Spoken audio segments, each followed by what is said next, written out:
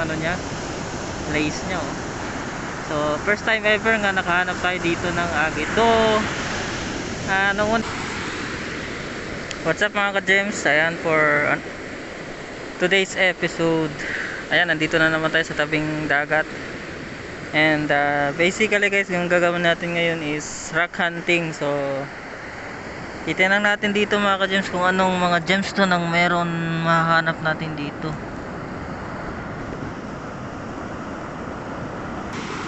As usual mga ka-gems, hindi tayo mag-expect na makahanap tayo ng mga precious stone kasi dito sa lugar natin sa Pilipinas, wala po tayong precious stone dito. Kung meron man, siguro i-discover pa lang. So mostly yung meron dito sa baybayin natin sa mga tabing bundok, para ng bundok, is mostly made of semi-precious stone, mostly jasper mga ka-gems.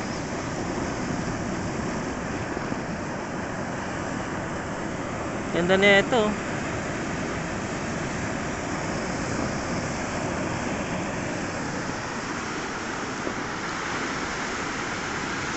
Ay mga ka-gems, sa mga expert dyan, paki-comment nga kung anong ID nyo dito.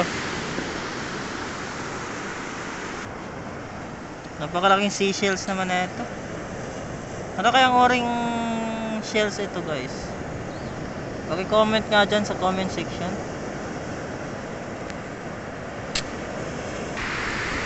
Noon guys, kung napanood nyo yung aking previous videos, dyan nga area is dyan ako nakakuha ng I think 4 inches kalaki na carnelian agate. Dyan nga area. And sana hopefully mayawa, bibigyan tayo ni Lord, mayawa si Lord sa atin ngayon. And bibigyan tayo ulit. So diba? So ang gagawin natin is mag-ano tayo dito nga area. Sa tabing ano lang tayo, hindi tayo mag-digging, charot. Bawal yung magdidig. Tabing dagat lang tayo magra-rock hunting mga ka-gems.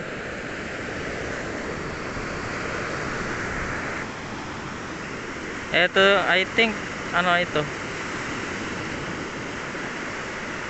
Seashells? Yung ano? Shell na nadurog tapos na Ocean Palace.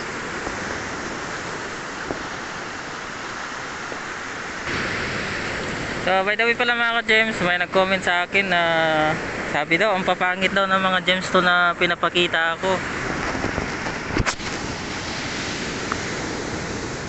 Ayan, ang papangit daw ng mga semi-precious stone na pinapakita ko sa aking channel. So ang sagot ko naman, yun lang yung meron sa area ko eh.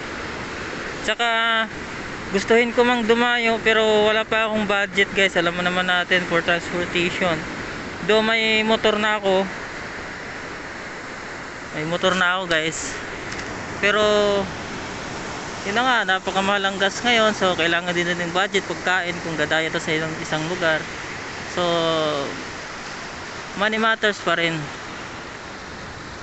Since bihira naman tayo magsahod dito sa YouTube guys, 2 beses pa lang ako nakasahod. So magkano lang, $100 kada sahod ko every 3 months or 5 months pa, napakatagal. So yun na nga, mostly yung ginagamit ko sa pang-vlog ko, panggagas ng motor ko papunta dito sa lugar na to is sarili ko talagang pera galing sa trabaho ko, yung binabudget ko dito. Kung baga ito yung ginagawa ko guys is libangan ko lang to, palipas oras, pa-refresh, patanggal stress, yun. Kaya pagpasensyahan nyo na kung medyo pangit yung mga semi-precious na ipapakita ko sa inyo. Sana pagtsagaan nyo guys. But don't worry, soon kung may enough budget na tayo, kung monthly na tayo magsasahod sa YouTube, kung lalaki na yung community na sa YouTube at saka sa Facebook, why not nga magdadayo tayo sa iba't ibang lugar and i-introduce ko sa inyo kung anong klaseng gemstone ang merong pwedeng makuha nyo sa lugar na yun. So yun lang mga ka-gems.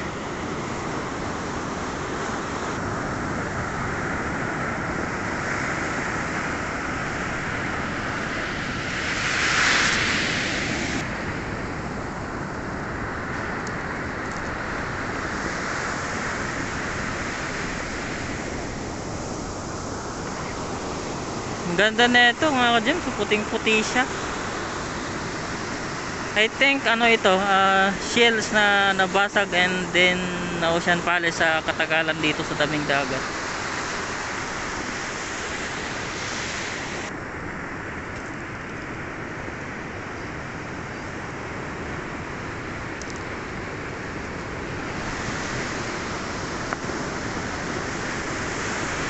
Ito mga ka-gems, para siyang agate, oh.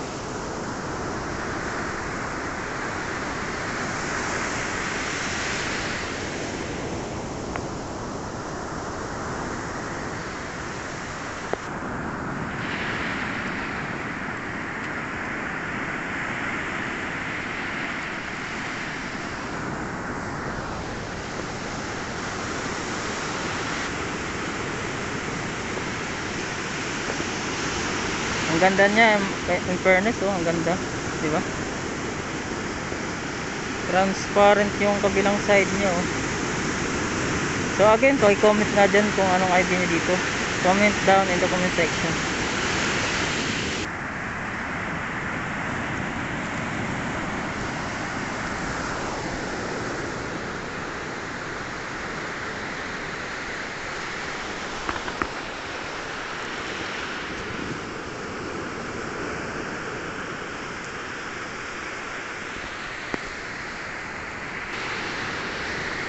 Gaganda sana kaso ang liliit,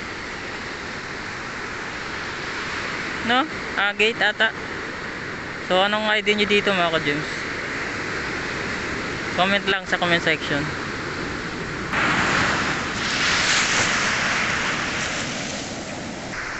Buti na lang nakailag ako mga ka-gems. Yun, no? Pero nakuha natin to.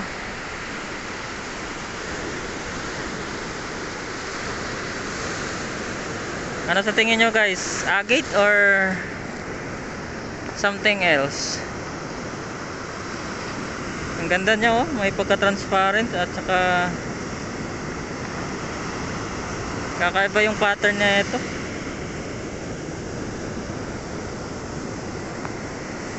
Anong idea nyo dito mga ka-gems? Comment down in the comment section. Ganda niya, fairness, nahulog. Kahit maliit siya pero maganda pa rin siya. Anong again, anong ID nyo dito?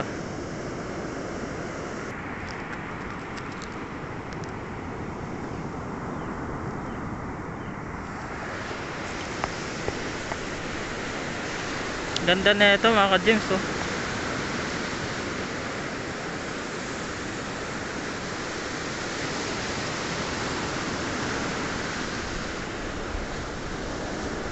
I think it's Jasper. Pero kakaiba yung pagka-Jasper niya guys kasi may ano siya, may band or lace or whatever you call it. So pero actually I'm not sure, pero paki-comment na lang dyan sa comment section kung anong ID nyo dito.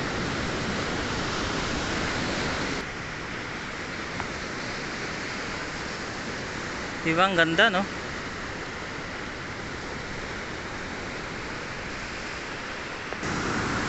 So yan, ang galing talaga ni Lord guys, kasi as you can see, medyo dry dito area. So ang ginawa ni Lord, pinalakas na yung alon para maabot na itong area na to na dry. Kasi mahirap kasi tingnan yung mga mahirap kasi is distinguish yung mga gemstone pag dry guys.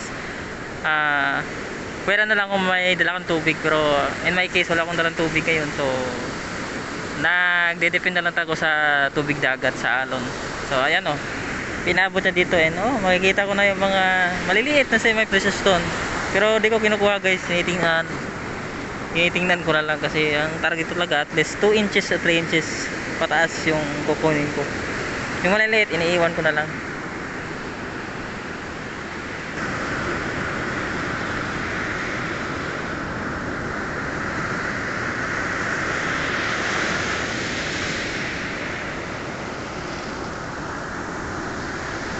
Ganda rin pero common kasi.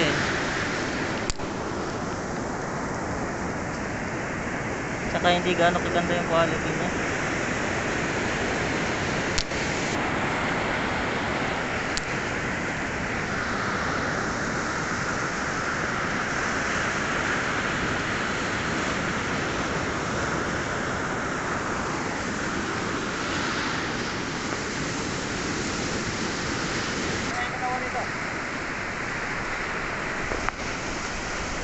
Bagay ba yan? Ah, Ito mga ka-James, magandang ori ng Jasper.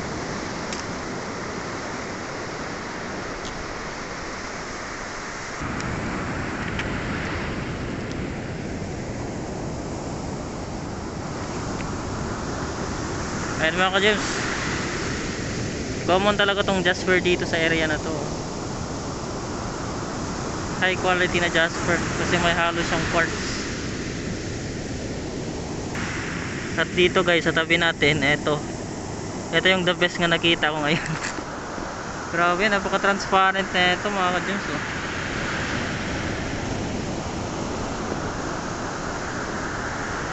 Ito ata yung sinasabi nilang white chalcedony agate, oh. Oh, first ever agate, oh. Agate talaga siya guys, oh. Di ko akalain na, nabubulol na ako. Di ko akalain na makahanap ako ng agate ngayong araw, oh. Ang ganda ng band niya, oh. Yung ano niya, lace niya, oh. So first time ever nga nakahanap tayo dito ng agate. Nung unang previous videos natin nakahanap tayo dito ng carnelian. So hindi posible makahanap din tayo dito ng lace agate.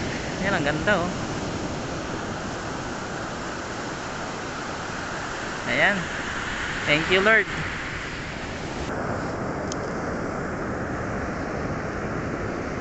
Gandang Jasper mga guys, oh. Kaso ang liit lang. Okay sana kung malaki to. Astig itong ano, oh, hermit crab mga ka-James. Yung bahay na napili niya is agitized na siya, oh. Agitized shells na siya, oh. Parang perlas na siya. Balik na natin sa lupa. Enjoy your house.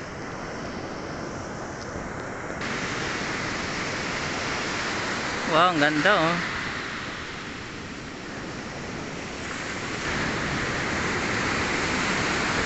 Jasper mga James. Wow, another high quality na Jasper yung nahanap natin. I'm not sure kung Jasper or carnelian agate. Ganda, oh. Grabe si Lord mag-surprise, ah. Dati pagpunta ko dito, isa lang yung ganitong binigay sa akin, eh. Thank you Lord.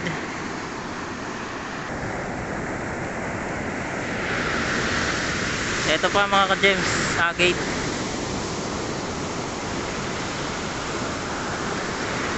Pero ang liit niya, iwan natin. Ano kaya ito mga ka-James? Medyo may pagka-pink yung dito ng area niya, oh. Kita nyo ba yung ano? Medyo pink. Pink talaga dito, personal kung tingnan ko.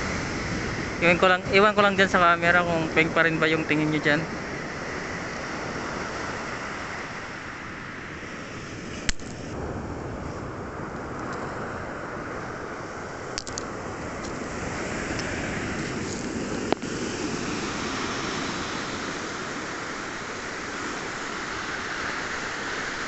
Ito ang ganda niya, oh. Parang pink siya nga brown, ewan ko. Pero parang ano siya guys, parang agate. Anong idea niyo dito mga ka-James? Comment in the comment section.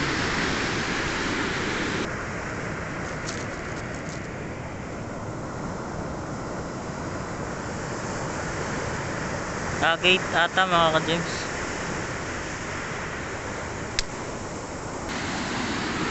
So that's it mga ka-James. So dapit hapon na rin and kailangan na namin umuwi kasi palubog na yung araw. And bali mga ka-James, sa lahat ng na videohan ko kanina na pinick up ko or pinidot ko sa Ilocano pa, ayan, ito lang yung kinuha ko guys. Ito lang kasi yung mga bato nga nagandahan ako, kaya ito lang yung iuuwi ko ngayon for today's video. So that's it for today's video guys. Kung nagustuhan nyo ganitong asing content, mga semi-precious gem hunting, so paki-subscribe na lang po if you want. And importante guys, huwag kalimutan pindutin ang notification bell para every time na may panibagong rock hunting is updated kayo during my new upload. So yun lang, that's it for today's episode, and see you and God bless everyone.